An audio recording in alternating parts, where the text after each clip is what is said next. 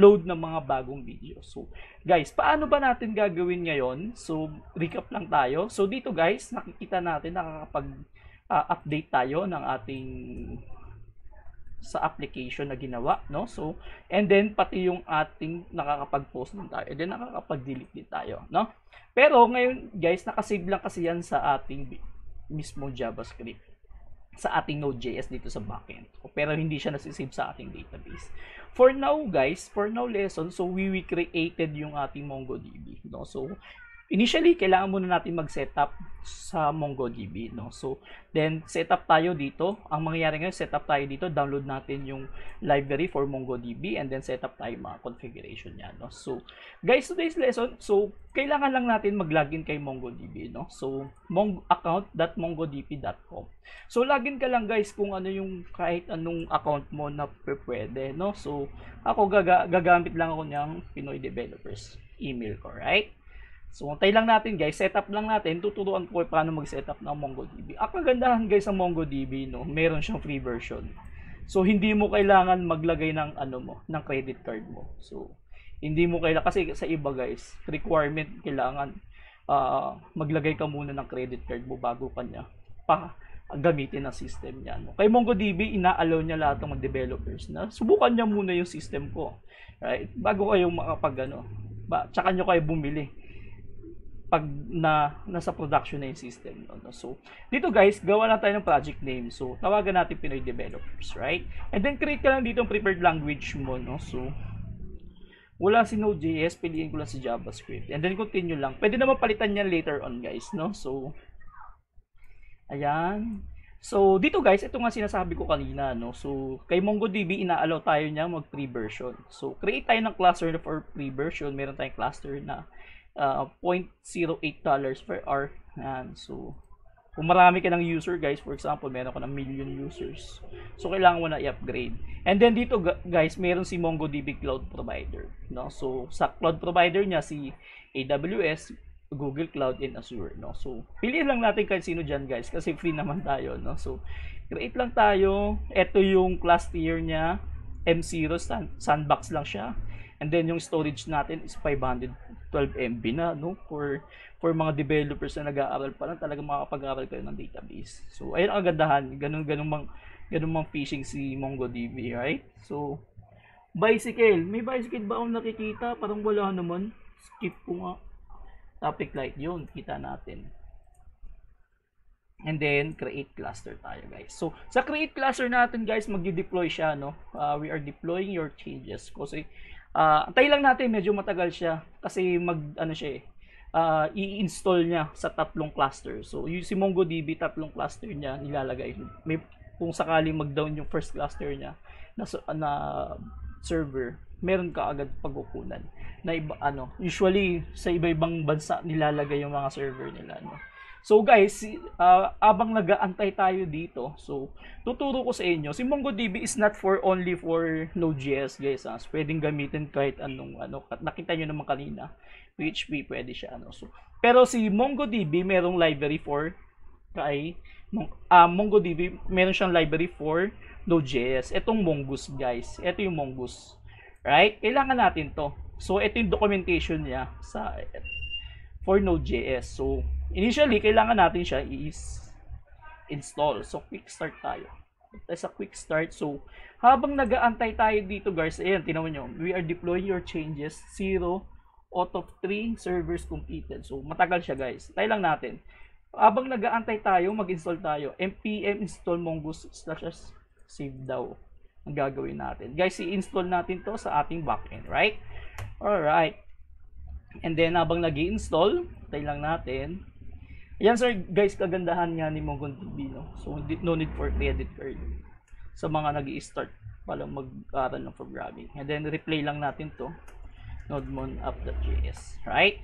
So, dito, guys, sa documentation niya, ang sabi, kailangan mo i-required si Mongoose para makilala ni Express, right? Katulad ng ginawa natin dito sa body parser. Tama? Tama. So, dito, guys, i-required. Ayusin ko nga to, medyo ayokong ganyan. Gusto ko pantay-pantay silang lahat. Ayan. Uy, pantay-pantay. Yan. Gusto ko pantay-pantay sila. para maayos. Madali siyang i-maintain. Right? Si Mongoose guys, yan meron na tayo Mongoose, right? And then dito sabi, paano natin i-connect ngayon yung ating Node.js server papunta naman kay MongoDB. So nandito guys, ito yung connection niya, right? So copy lang natin yan, ipi-paste lang natin siya dito. Dito, right? So yan, may mongoose.connect dito sa URL, mamaya papakita ko ano yan. And then ito yung mga options niya. Ito guys, lumalabas sa mga updates niya ni MongoDB mismo. Right? Right. So, dito guys, check na natin. So, yan. Yun. Nag-create na siya ng sandbox, guys. Right? Dito guys, punta ka lang dito kay Connect. Right? Kay Connect, guys, dito yung initial setup natin. Ito yung pwede mo mag-assign dito ng connection IP address. Kung meron kang private IP address, pwede mo siyang assign dito. Yun lang mismong IP address ang i-allow ni MongoDB. Since nag-aaral pa lang tayo, guys, gamit tayo ng standard, yung pangkalahatan. So, pwede natin gawin ganyan. So, dito guys, ina-assign natin na si username natin, yung Atlas admin natin, no? So, dito pangalanan natin si Pinoy. Siguro si Pinoy. Yan, Pinoy. Hindi, yan. And then, yung ating, let's say, Pinoy din. Tignan natin, Pinoy developers. Right? And then, create database user. Ito guys, yung si Pinoy na to, lahat ma-access niya. Every time na mag-create ka ng database. Since Atlas admin siya, ma-access niya yon. Pero pwede natin, kung gusto for example, Pinoy developers may isang user lang, pwede naman natin i-filter lang yon.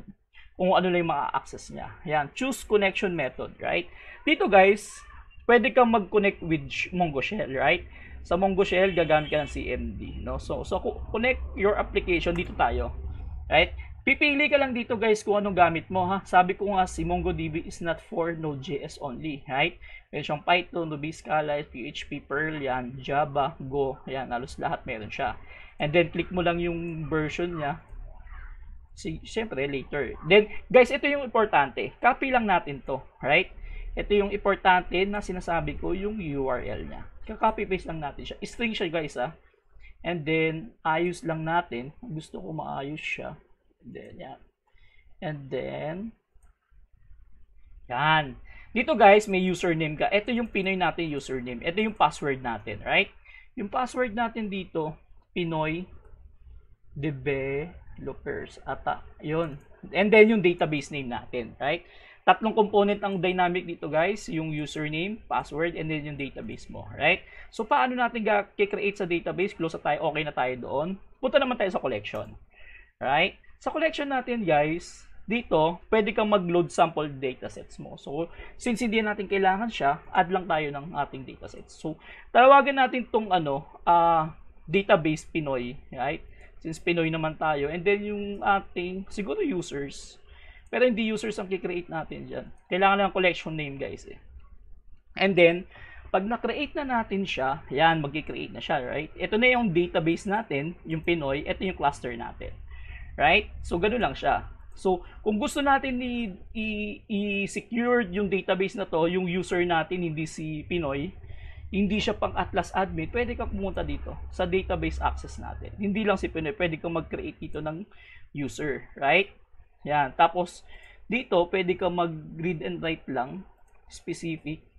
And then, sa specific na yun, pwede mo lang dito yan, read-write lang siya, and then yung database natin, right? So, ngayon, hindi natin gagawin siya, para yung mag-Atlas admin lang tayo, guys, no? So, yun, tapos na tayo dito, I think. Yan, siguro, yan. And then, yung ating database, update lang natin to guys.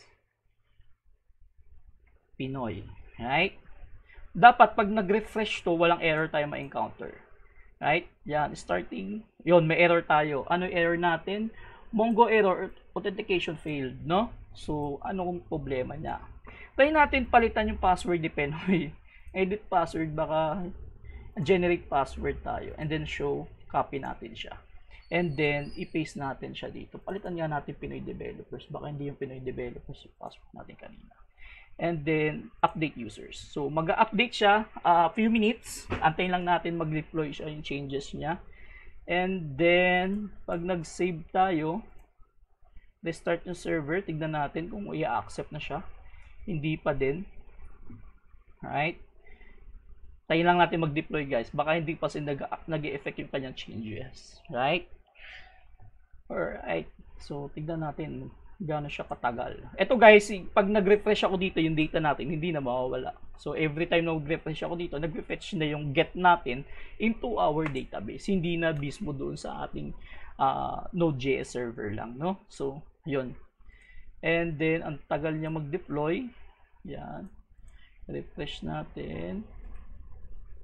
Update.js. Take effect. Yan. So, pag nag-starting up,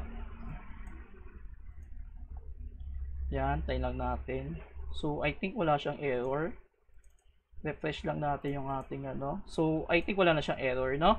So, yun. Naka-connect na natin, guys. So, dito, guys, kay MongoDB, so, kailangan natin, sa documentation, mababasa natin, guys, yung documentation niya. Dito, kailangan natin gumawa ng schema, right? Ano yung schema, guys, right? Yung schema, ano ba yung schema? So, huwag nyo na basahin yan. Kung gusto nyo basahin, basahin. Pero ito yung layman's term po, no? For example, gagawa ka mismo ng building mo, right? Sa paggawa mo ng building, guys, sa civil engineer, diba, kailangan ng building. And then sa building na yun, kailangan mo ng model, right? Sa model na yun, kailangan mo ng schematic diagram para mabuo mo yung building na yun. Tama? Ngayon, ganun din dito sa ating database. So, meron tayong data structure. Ito yung ating building, right? Sa data building na yun, kailangan natin ng mga models, right? Para mabuo yung data structure natin, which is yung ating models. And then sa models na yun, kailangan natin ng schema, yung schematic diagram na, no? Kung ano yung ilalaman natin doon sa ating building. So kung ano ilalaman natin doon sa ating data structure. So, kailangan natin mag-create ng schema, sabi niya dito. So, paano natin gagawin yun? Copy lang natin to. Try natin. And then, dito guys, gagawa tayo ng panibagong folder sa backend. Backend tayo nakafocus ngayon. Sa backend natin, gawa tayo ng new folder. Tawagin natin itong models. Right? Then, may models na tayo guys. Ito yung models natin, list of, schema natin. Kung meron ka users, meron kang, let's say, mga homepage mo, yung mga post request mo nandito din. Depende sa'yo kung list of drivers, mga ganun. Right? So, dito guys, create ka ng ating schema. Right? Ano yung schema na i-create natin ngayon? Let's say tawagin natin siyang person, right? Person.js. JS, yan. So, i-copy paste natin dito guys yung ating nakopyang schema doon sa right? Alright. Ay. Yan. And then, kailangan natin ang sabi dito, kailangan natin guys yung i-declare yung Mongoose model natin, right? Yan. Para ma-export natin siya, anong gagawin natin guys? Guys, remember, dito sa backend natin, puro folder siya. No? Paano pag-uusap-usapin yung folder natin? Folder natin. Doon kanina kay React, di ba, import tayo. Dito, gagamit tayo ng module.export. Right? Exports. Yan. In-export natin, then tawagin natin tong person. Right? Person. So, ito, tawagin natin itong person. Person. Schema. Yan. Yung person, schema, schematic diagram natin. Yung analogy ko, guys. Sana na-catch up nyo siya kung paano yung schema. Right? And then, dito, kailangan natin i-declare si Mongoose kasi naggumamit ka dito ng Mongoose. So, ano yung si Mongoose? Ito, kailangan natin siya i-declare dito. Right? Kasi na-install natin siya kanina. Library siya. Right? Right. Dito, and then, expected natin, walang error. Yan. Meron pa rin siyang error, I think, sa authentication. Yung ating, may error ba? Pinoy. And then, Pinoy. Yung ating database. Right? Alright. So, dito, connection natin. Supposedly wala na siya dapat error. Tingnan natin anong gawin. Yan. So, refresh natin to. Refresh. Tingnan natin kung may error. Wala siyang binabato. Okay? Tingnan natin, guys. So, dito, guys. So, initial setup na natin, no? So, paano naman natin tatawagin si schema? Yung schema na ginawa natin. Yung person, right? Dito, guys, gatawag tayo dito ng constant. Sorry. So, tawagin natin siyang constant. Constant na person. Capital. Para guys, kung ano yung name mo dito, yun din yung ano mo dito. Sa ating, nasa na yun? person. Dito. Right? Right? Guys, ito yung collection name. Yung model na to, ito yung collection name. Dito, ginagawa niya, dito sa ating singular siya. No? Pero pagdating doon mismo sa pag-save na mismo sa ating MongoDB, ang ginagawa ni MongoDB, ginagawa niya plural yon. So, mamaya makita nyo, person siya, ha? Tignan natin. And then, right? So, okay tayo dito, right? So, dito guys, ano ko lang to, copy lang natin to para hindi siya ma-delete. Copy lang natin to. Kasi hindi na natin kailangan yan, guys. Yung mga array-array natin dyan, hindi na natin kailangan yan. So, dito guys, so, paano tayo mag-create? Right? Dito kay post request. Oops. Okay. Ay, hindi pa natin natapos pala. Yan, sorry. Yan, request natin. Yan. Guys, paano mo siya i-route papunta dito sa models na to, di ba? Dito, pag routing natin, single, since same ano siya, same folder sila, single dot lang and then slash. Pag gusto mo lumabas sa folder, double dot and slash, right? Since same folder yung ano natin, yung ating models, single dot lang. So, models, yung ating folder, and then yung laman ng folder natin, yung person, right? Yung person, right? So, patawagan natin si person. Ayan guys, paano mangyayari ngayon dito? Right? So, dito meron na tayong person. So, dito guys, sa ano natin, right? Sa post request natin, gamit tayo siguro dito ng asynchronous. Right? Ano si asynchronous guys? Si asynchronous guys, pag meron kang asynchronous sa function mo, expected niya, magre-return siya. Ang expected ng function mo, may return na promise, no? So, may mga promise siyang i-return. So, expected natin yun. And then, ayusin lang natin to. Gamit tayo ng try and catch. Yung try and catch, guys, every time na meron yung in between lines na to, for example, from 30 to 37, may na-detect siya na error, hindi niya ida-down yung Node.js server mo. I mean, kaganda. Kasi, minsan mayroon ka na kalimutan na hindi mo na-declare na error. Pag hindi alam ni Node.js anong gagawin niya sa error na yun, ida-down niya yung server mo. No? Yung kagandahan ni try and catch, yung between 30 to 37 na to, pag meron kang hindi nakalimutan, kuya, nakalimutan ko mag-declare ng error doon. Pag may na-detect niya to, undefined, dapat ganito gagawin niya. Pag in between dito, hindi mo nalagay ng ganun, ang gagawin niya, automatic, ibabato niya sa catch. Right? So, ito yung error natin. Right? Yung error na yon meron siyang message. Tama? Tama. So, pangalan natin tong error. And then, yung E mo, is the end message niya. Ano yung message niya sa error mo? Tama? So, tama. Para mamaya makita natin siya, console.log natin, E. Para ma-print niya yung error. So, dito guys, mag-delete tayo. Declare tayo ng variable. So, X tayo, for example. And then, gagamit tayo ng await. So, await guys, iantahin niya mismo to settle down yung promise. No? So, hindi niya i-continue yung pag-run ng since gumamit ka asynchronous, hindi niya i-continue yung pag-loop niya dito. Right? So, dito guys, gagamitin natin si person. Person that, paano yung post request naman kay Mongoose, kay MongoDB, right? So, dito guys, sa documentation niya rin yun. Yung ating queries. Fine. Ito guys, dito. Yung sa queries natin, hanapin lang natin dito yung models, documents. Saan ba under si... Ayan guys. Pag post request guys, gagawa ka dito, meron siyang function na create, no? Sa create na yon, kailangan naka-object siya, right? Since yung object natin, since yung request body natin naka-object, so pwede natin i-recta dito si request body. Pero guys, remember, hindi ko muna ituturo ngayon yung ating hindi ko muna ituturo ngayon yung sanitation, right? So, if X mo is undefined or null, mag-return ka, meaning error to, no? Hindi gusto ko, guys, kung wala ka nito, sabi ko sa inyo, pag na-undefined siya, meaning may undefined sa pagki-create mo, nag-return na yung await mo, nag-return siya, failed pala yung, for example, na-lost yung connection mo with MongoDB, right? So, nag-return siya ng undefined on error. So, hindi ka nag-declare dito, wala kang tie-in, kasi ang gagawin ng server mo, hindi niya alam ang gagawin mo. Ang gagawin ng Node.js server mo, ida-down ka niya. Yung crash ka niya. So, kailangan mong i-handle yung error niya. Paano natin i-handle? So, guys, meron akong ginagawang error handling, no? So, pero soon to be, tuturo ko sa inyo kung paano. Pero for now, basic muna tayo. So, i-return muna natin siya. I-return natin .send, right? Pwede ka dito guys ng .json, then status, no? Yung JSON mo, and then .status. For example, status mo, 404, status 404 or 403. Ganon. Pwede mong gawin yan. Pero basic muna tayo guys. .send error.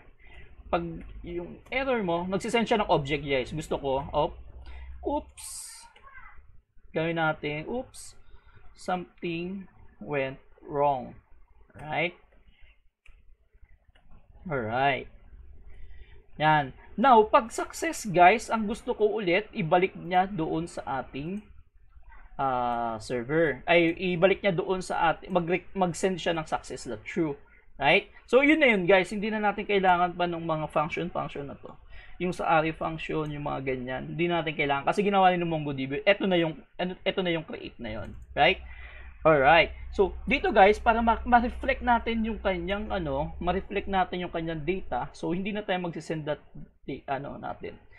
bank natin, no? So, hindi na ako gagamit dito ng siguro para makita natin kung pag get niya mayroon siyang error, i-down niya yung server natin, no? So, dito, let x natin, then await, gamit tayo ng asynchronous. Kahit si asynchronous guys, walang Guys, ba't ako gumagamit ng await? Kasi guys, dito, kay documentation niya, pwede kang gumamit kasi ng callback.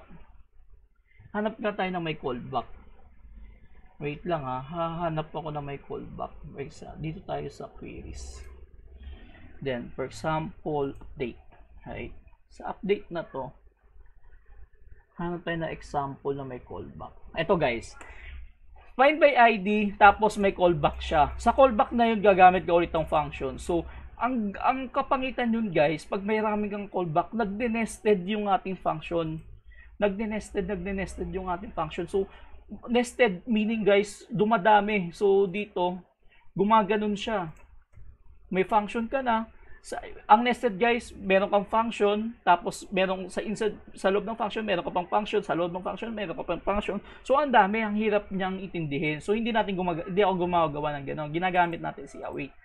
Right? So, dito guys, para makuha niya si get natin, para makuha niya yung laman ng database natin, meron sa function. So, yung person natin, .find, meaning find all. Right? Yung find all na yon, pag na-detect niya na x is undefined or null, ibig sabihin yan guys, return ka ng error. Kung hindi naman, mag-res.send ka mismo ng value mo ng x, right? Function to guys, bucket object. Yan. Yan. Ganun yun guys, meaning. Ganun ibig sabihin niya. So, tingnan natin. Dito guys, may babaguhin ako sa front end natin, right? Kasi dito guys, meron tayong ID. Pero yung ID ni MongoDB, sige, para makita natin ano yung sinasabi ko. Mamaya nagjo-joke lang ako di ba? Pero hindi. Wait. Save natin and then create tayo ng Jomar. Tinga, and then si Jomar from passing. Mamaya natin i-create si Mangkanor. So, nag-post ako, makikita mo guys, nag-create na siya pero empty. Right? So, dito guys, refresh ko lang si MongoDB natin.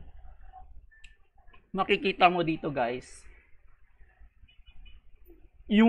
guys, ito yung sinasabi ko kanina, di ba si singular, dun sa schema natin, person yung tinitle natin sa kanya.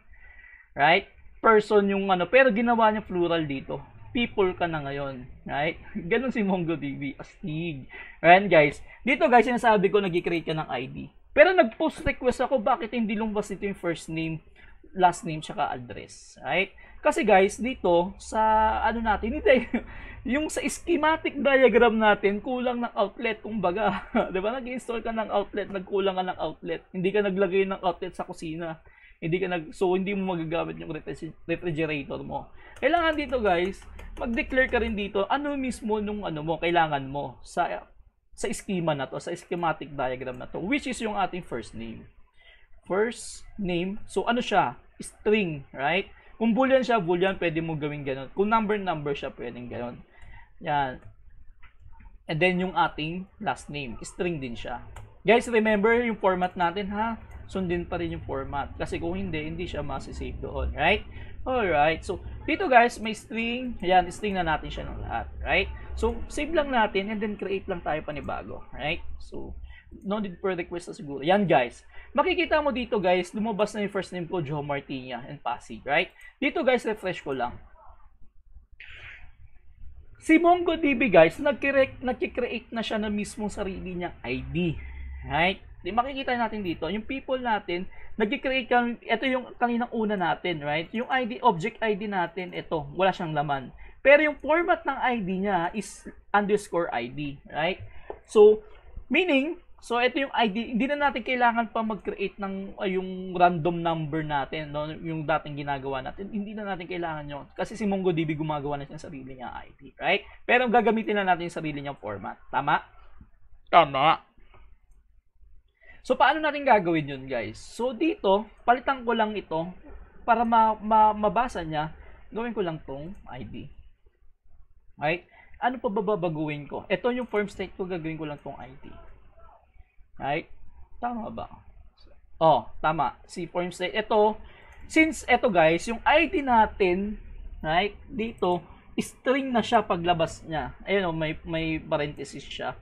So, no need na natin gawin i-parse into siya. Gagawin natin tong integer. Right? Hindi natin siya gagawing number. String din siya. So, as is na natin siyang ganyan. Right? Ano pa babaguhin ko?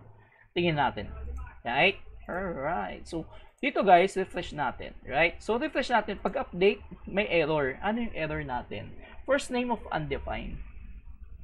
Tignan natin. Bakit undefined yung first name natin?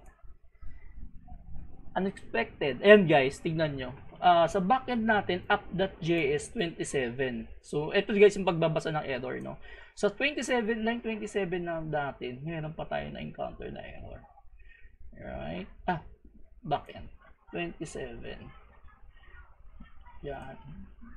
Res.sendx. Person. Console.logx natin.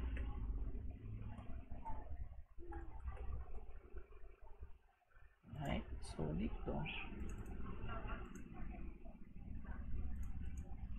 Right? Update.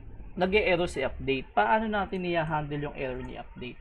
So, dito, form state, first name, error siya. So, ano gagawin natin? Tignan nga natin dito sa front end na yan. Pag-click ko si update,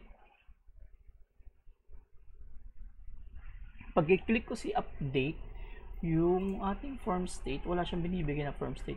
So, nag-null siya. Meaning, so null yung ating yung value. So, dito, set value natin, dapat, tingnan natin guys dito, console.log value. Tingnan natin. Refresh tayo. Undefined. Meaning, undefined yung ating galing sa backend. Right? So, dito, set value, undefined. Undefined yung nakukuha natin sa get. Ganun guys, mag-testing. Ganun. So, sa backend natin, makikita natin dito, may error kasi. Sa backend natin, yun guys, yung error niya. Kaya, hindi siya nagsisend ng, eto guys, tingnan natin ha. Subukan natin ngayon, nag-error siya, di ba? Try natin maglagay ng try and catch. Try and catch. Yan. So, ipasok ko lang to. I-wrap ko lang siya sa try. Yan. And then, pag meron siyang error, send ka ng error. And yung message mismo ng error. E.message. Para maano natin, makuha na natin yung ano. And then, yung ating console.log E. Right? Guys, kahit anong tawag nyo dito, ha? Okay lang yan. Dito. And then, refresh natin. So, ganun, ayan, 27. Ano yung error natin doon? Await natin that person.find, right? So res.send natin. Ano yung error na dito? I-console.log natin si ano. I-console.log natin si X before ng kanyang send natin ng error. Tingnan natin kung may laman siya. Yan guys, kagandahan nito, nakikita natin yung kanyang. I think hindi doon yung error natin. Hindi sa get.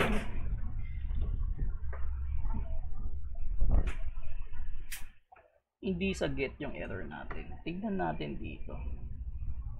Hindi dito yung error. Kasi ayan guys, oh, nag-up crash siya waiting for the file changes before starting kasi naka-node mon tayo, 'di ba? So ni-restart niya ulit. Kung hindi ka naka-node mon, naka-node app.js ka, down ka. Ida-down niya yung server mo. Right? All right. So tignan natin. May mali ba tayo dito sa taas?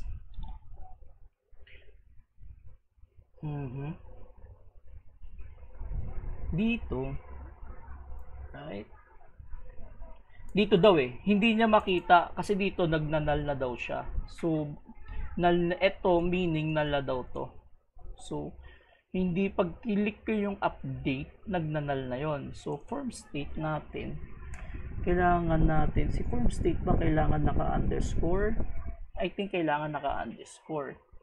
And then yung update natin i.target ID, kailangan ba naka to? I think guys, ang problema natin ito. Right? Ito, yung value natin, meron siyang ID. So yung ID na to dapat kailangan may underscore din. Right? So, yun, tignan natin. Yun nga yung error natin. So, ganun guys mag-troubleshooting ha, iniisa-isa natin. Tapos nagko-console.log ka, tinitrace mo kung saan ka nagkakaroon ng error. Right? Alright. So, dito guys, makikita mo, pag click ko yung update, nalalagay na mismo yung ating name. Guys, itong server na to, kahit i-restart ko yung server na yan, hindi na nawawala to. Hindi na to nawawala. Hindi nawawala tong database natin. Right? So, nandun na siya. Kasi nakalink na tayo sa ating database. So, paano naman, so, okay na tayo dito kay post, right? Nakapag-post na ba tayo? Natin si Mang Kanor.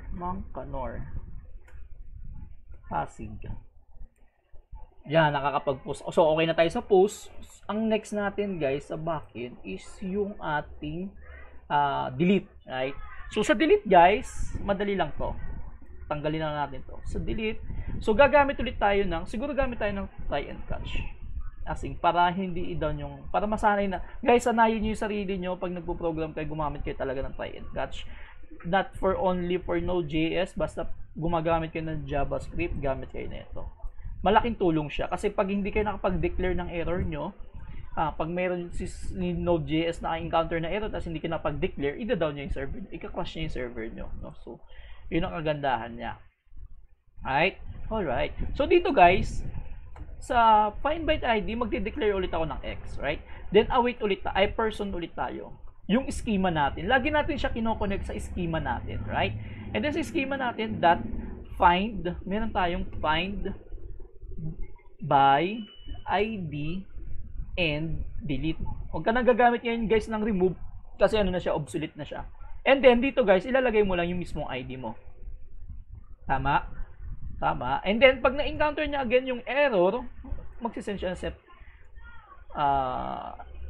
something went wrong, right? So dito guys, yan. So tignan natin guys yung documentation, find by ID and delete. Yan guys, may nakalimutan ko dito yung await.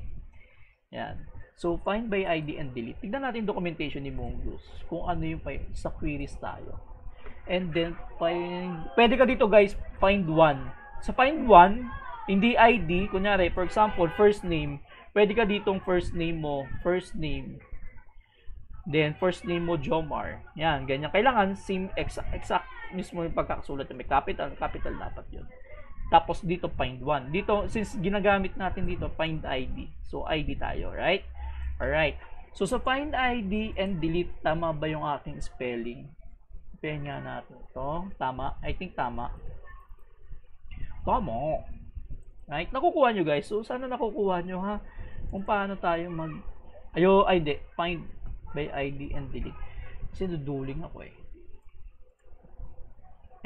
Yan. Copy ko na nga lang. Gusto ko lang para hindi tayo ma-encounter ng error. Yan.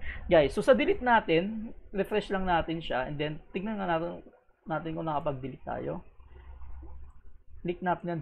Delete. Nothing happen. Restart ng server. Changes. Up.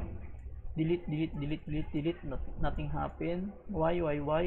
Na-delete na guys. So, matagal lang mag-load. So, makikita natin dito guys, nagdi-delete na siya. Right? So, yun, nagdi-delete na si Jomar. Nakakapag-post na rin ako ng Jomar niya. Passive, right? So, dito guys, nagdi-delete na rin siya. So, makikita nyo guys dito, save lang natin yung collection natin mismo. Kay MongoDB. Right? Ang tagal. Yan, makikita mo dito. Pag nag-delete ako dito, pwede ka rin guys dito mag-edit, no? So, pwede ka rin mag-delete dito. Right? So, dito, pag nag-delete ako, mawawala na siya dito sa ating structure. Right? Alright. So, dito, delete natin to. Right? So, nawawala siya. Kahit i-restart natin server natin, hindi na siya nawawala. So, ano yung huli natin, guys? Yung update. Right? Si update natin. So, hindi na natin kailangan to. Right? So, kailangan ulit natin si try and catch. Si asynchronous and try and catch. Importante, guys, si try and catch kasi talagang yan. Na-encounter ko yan sa mga production ko. Importante talaga yan. Ako na nagsasabi. Use it. Use it. Yan. So, dito, try and catch tayo. Right? Alright. So, dito guys, meron din tayong find dito sa queries natin. Guys, magagamit nyo lahat yan. Tayo nyo lang ibasa-basahin. Ang kailangan natin dito, find by ID and update. Right? So, ano yung documentation ni ID and update? Yan, dito guys. Dito, meron kang ID. And then, yung ating i-update na naka object, right? And then, option natin, then callback. Since hindi na tayo gumagamit nito, pwede yan. Wala. Yan. So, kasi sa option, guys, pwede mong, yung sa option, pwede kang, kunyari, for example, meron kang date created. Gusto mo lang itong date na range lang yung kailangan mo, yung mga ganyan. Depende sa'yo. Tapos yung callback mo, yun. And then, kopyahin lang natin to. So, sabi doon sa documentation, create lang tayo, let x ulit tayo, and then await, and then person dot find by ID and update. So, yung ID natin, i-update. Guys, di ba, sa ating array, ang ginawa natin, kinuha muna natin yung index ng ID. So, hindi na yung kailangan. Si MongoDB na mismo ang gumawa sa backend. Kung ano ginagawa natin dito, yun din ang ginawa, guys, ni MongoDB. No? So, para easy to use lang si MongoDB. Right? And then, ilalagay lang natin dito yung request by body natin. Ngayon, guys, hindi mo lang gumagana ng sanitation, ha? So, rekta lang muna natin. Hindi natin kailangan to. Alright? And then, guys, pag na-detect niya ng X undefined or null, mag-return siya ng error. Kung wala siya ma-define na error, success siya, mag-return siya ng success. Right? So, makikita natin siya. Right? Then, kung meron siyang error, guys, dito, hindi pa natin din-display yung mga error natin. So, next lesson natin, guys, siguro mag-create tayo ng modal, no? Kay React. Hindi tayo gagamit ng mga library for modal. Gagawa tayo ng sarili nating modal. Paano ginagawa yung modal na yon. So, dito, guys, ayos natin. Tignan natin kung gagana yung ating update. Right? So, dito, guys, refresh natin. Pa-update. Si Mang Kanor, gusto ko baguhin. Click natin update. Gusto ko taga Manila si Mang Kanor. Manila. And then update natin si Mang Kanor. Yan guys, gumagana yung ating update. Si Mang Kanor Manila na siya, right? Pero dito guys, yung Mang Kanor natin dito, Pasig, di ba? Pag ni-refresh ko to guys, makikita nyo magiging na siya. Magiging Manila na siya. Right? So, ganyan yun guys, yung ating lesson for today, no? So, i-create na natin. Tingnan natin nga kung lahat ng functionality gumagana. Right? So, pag nagpo-post ako, yan. Nag-update. Balik tayo doon kay Mang Kanor sa post request. Kay Mang Kanor, Pasig. Mang Kanot, Pasig. So, talaga Mang Kanor, yan. Si post natin Mang Kanor. Yan. So, nakakapag-update ako, nakakapag-delete ako. nakakapag-post ako, nakakapag-get ako. So, working na yung ating guys, yung ating MongoDB, So, yun ang basic setup for MongoDB natin, no? First thing first, kailangan mong install si Mongoose kasi yun ay yung third library ni MongoDB for Node.js. So, si MongoDB din gumawa niya kasi si MongoDB not only for Node.js but for more programming languages, guys, So, and then gagawa ka ng schema. Ano yung schema? Ito yung schematic diagram ng ating building. For example, yun yung layman's term ko. Kung gagawa ka ng building, kailangan mo ng model. Sa model na yun, kailangan mo ng schematic diagram kung saan lahat ng outlet niya, kung saan lahat ng pintuan niya, saan elevator niya. Yan. Ganun din kay MongoDB. So, gagawa ka ng data structure mo, kailangan mo sa data structure mo, kailangan mo ng model. Inside the model na kailangan mo din ng schema. Pinaplano mo lahat, laman ng data structure mo. Dito nanggagaling sa schema natin. Tama? Tapos yung schema na yun, guys, module export natin. Dahil kasi ito folder yan. Since Express ang gamit natin, pwede ka mag-module.export. Default ni Express yan, guys. Yun, guys. I think na-cover natin lahat, sa pagkikreate natin ng MongoDB account. And then, paglilink natin ng MongoDB account. Yun, guys. So, I think meron pa isang tips dito, guys, So, what if yung dito natin, for example, yung find natin, for example, 10 million users. If find all mo yun, pa-find all mo yun, guys. So, 10 million users, grabe. Ang tagal mo yun bago mo siya makalculate. Yung cloud computing mo, ang tagal niyang computing yun. Kasi si MongoDB, guys, meron siyang, pag nag-find ka dito, lahat ng nire-return niyang value dito, meron siyang virtual na getters and setters. Ano yung getters and setters? Hindi lang ito yun, ang nire-return niya. Hindi lang ito yung structure niya, meron siyang getters and setters. Ano yung getters and setters? May mga functionality siya, naka-embed doon sa kanyang structure. Yung, for example, .save, nandun din siya. Yung .find one, nandun din siya. Lahat nandun yun. So, 10 million users kasama ang getters and setters. Ang tagal nun. So, paano natin i-fetch yung 10 million user without getters and setters? Guys, pag gagamit ka ng getters and setters, dapat nag-update ka. Meron kang .save na gumagamit sa function mo. Kung hindi ka gumagamit ng .save, hindi mo kailangan si getters and setters. Ang gagawin mo, meron si Mongoose ng .clean function. Yan. Ang i-return niya, plain text lang yan, guys. Kung 10 million yon ibibigay niya sa'yo, plain text lang ibibigay niya sa'yo, napakagaan na data. So, yun lang, guys. Additional tips lang din yun. So, yan. So, guys, I think na-cover na natin lahat and some tips, So, guys, please like and subscribe lang sa YouTube channel ko, So, i-upload ko rin to dito. So, yun, guys. Next lesson natin, paano gumawa yung error handling na to. Paano natin siya i-display doon sa... Gusto ko pag na-encounter niya na error, may nagpa-pop up na modal dito, Oops, something went wrong. Ganon. So, paano natin gagawa? So, gagawa tayo ng sarili nating modal. Hindi tayo gagamit ng third-party library. So, yun. Thank you, guys.